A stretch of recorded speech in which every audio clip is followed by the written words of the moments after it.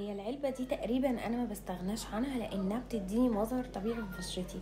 زي ما انتم شايفين كده وشي شكل فلتر بالظبط. بصوا انا عملت 3 حاجات على بعض بس ادتني نتيجة تحفة، تخلي الشكل طبيعي جدا. وشي فيه مش لمعة كده، شبه الفلتر. بصوا الشكل تدي كده ايه، لمعة خفيفة. تعالوا اقول لكم بسرعة ازاي في العيد تظهري بمظهر جديد وشكل مميز جدا وتكوني مميزة بجد وبطريقة بسيطة جدا. ال3 مكونات هم دول. بصوا ده الفاونديشن بتاعك اي نوع عندك، وده الكريم المرطب برضو اي نوع عندك، وده اللي هو الجليتر. تمام.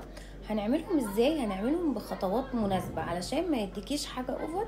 ده مظهر طبيعي جدا وشكله ناعم جدا وبجد هيعجبك.